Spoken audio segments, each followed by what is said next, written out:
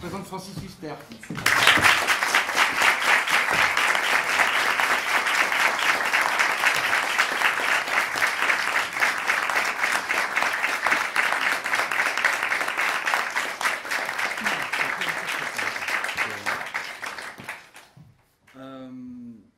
Je suis assez ému d'inviter Francis Huster parce que vous le connaissez, on le connaît depuis longtemps, et moi je le connais depuis les années 80.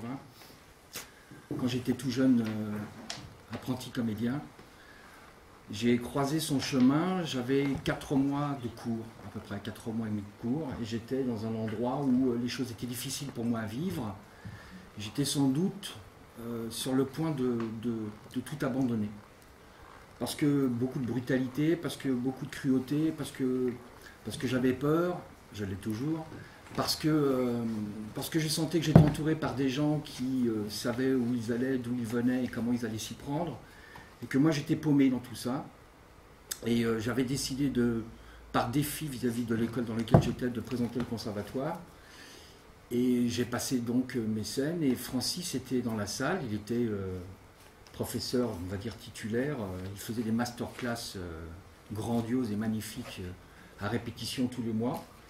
Et il m'a pris de côté, il m'a emmené dans une petite salle, il m'a dit: tu vas refaire ta scène et tu vas reprendre à partir de tel endroit. Je m'en souviens peut-être pas. Si. C'était sur la ménagerie de verre. Il m'a repris sur un petit moment. Il a changé les choses, qu'il ait eu cette attention a déjà quintuplé mon envie, ma force, ma foi, ma persévérance.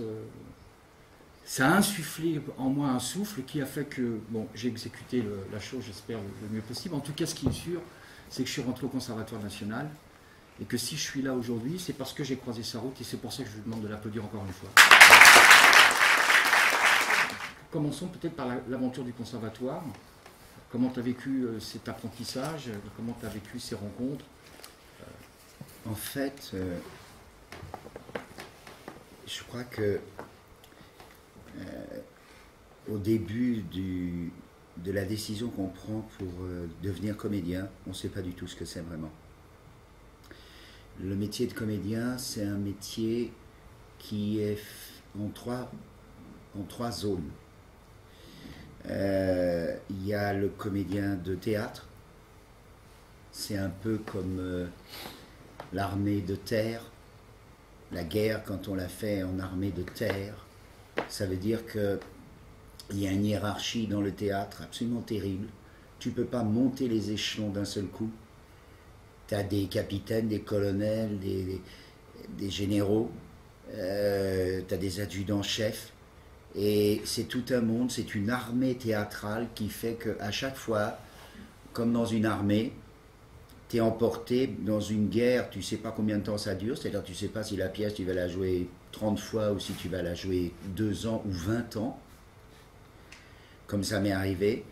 Tu ne sais pas donc combien de temps va durer la guerre, et pendant cette guerre-là et les batailles que tu as, qui sont, si tu veux, les générales de presse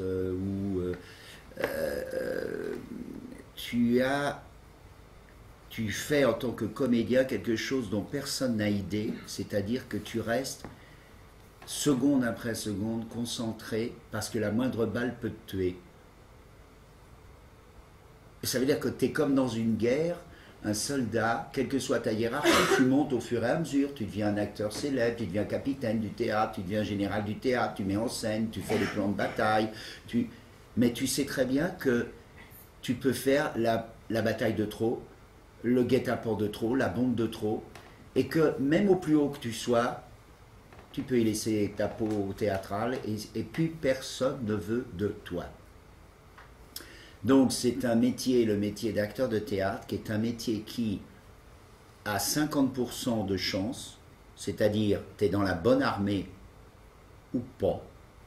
Tu t'es trouvé à être allemand en 1935, tu te retrouves nazi, tu te retrouves dans l'armée d'Hitler et tu te retrouves embarqué du mauvais côté. Tu te mets au contraire dans l'armée américaine, tu es du bon côté pendant la guerre, tu es du mauvais côté au Vietnam ou ailleurs. Je veux dire, c'est 50% de chance.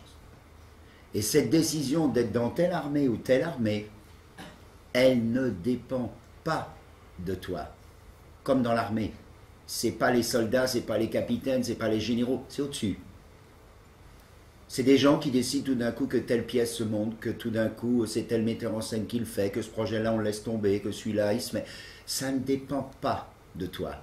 Donc c'est pour ça que je dis qu'il y a 50% vraiment qui sont la chance. Et puis quand tu commences ce métier, tu ne sais pas si tu fais partie des gens qui ont de la chance ou pas.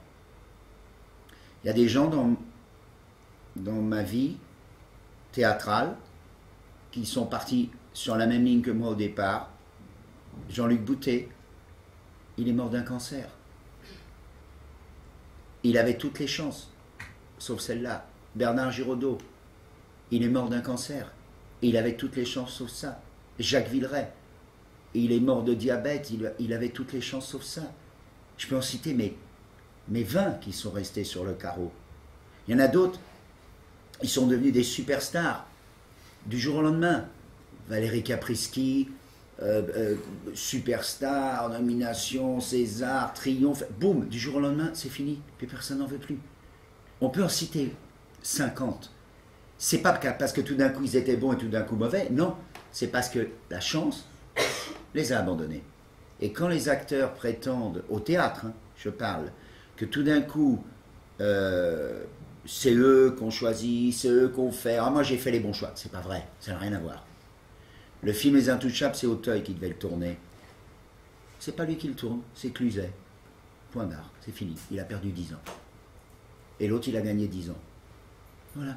Omar Sy aurait eu un problème de sclérose ou un problème de machin. C'est pas lui qui faisait le rôle, c'était un autre. Et puis c'était fini. Alors que là, on a un film, c'est fini, terminé, star, au revoir. Donc, il y a quelque chose qui ne vous appartient pas dans ce métier. Et moi, j'ai été, pour le théâtre, c'est 50% de chance, j'en ai touché 50%. J'ai touché 100% de mes 50% de chance. J'ai eu de la chance du début à la fin, jusqu'au jour où je vous parle. Alors je peux toujours faire le malin en disant c'est moi qui ai choisi de jouer telle pièce et pas telle autre, c'est moi qui ai voulu le monter. Ça n'a rien à voir, c'est pas vrai, c'est pas vrai. Quand je me retrouve avec Daniel Darès et que je lui dis Daniel, je veux monter César, Fanny, Marius, la trilogie, Francis. Mais ça ne marche jamais, ça marche jamais. Darras l'a fait il y a X temps, ça fait, c'est pas que ça fait ringard. J'adore Pagnol, tu sais que j'adore Pagnol, mais Francis, des décors, des costumes, une troupe, il n'y a pas une pièce à... Voilà, trouve un Yasmina Reza, un Schmidt, quelque chose à 3 ou 4 heures. Non, je monte la trilogie. Combien de temps ça dure? 3 heures? Privé. Qui tu veux? Ben, je dis, je veux Bacri ou Weber. C'est les deux seuls qui peuvent le jouer. Si c'est Jacques, la distribution sera dans un certain style, humain, chaleureux, etc. Et puis si c'est Bacri, la distribution sera dans un autre style. Mais ces deux-là, ils me paraissent très bien. Qui joue Panis? Je dis, pas moi, hein. Ça va. Je veux faire la mise en scène, point barre. Oui, bien sûr. Alors j'ai dit peut-être Jean-Paul Meuel, peut-être, voilà, on n'aurait pas trouvé. Bon, très bien, j'ai vu Jean-Paul Meuel, etc. Et puis,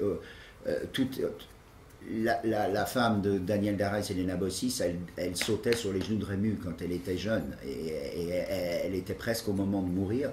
Et elle a dit, ok, on le fait, Daniel, la trilogie. Bon, boum, on affiche la trilogie. Et puis Daniel m'a dit, si tu joues pas Panis, j'arrête le spectacle. Weber suffit pas comme tête d'affiche, ça va pas. Les gens ils s'en foutent que tu mettes en scène, il faut que tu sois sur scène, etc. Donc résultat, je me suis tapé Panis où j'étais pas bon, et je me suis tapé Panis en répétant à 8 jours de l'arrivée en plus, parce que je m'occupais du spectacle énorme. Voilà, ça a été un très gros succès.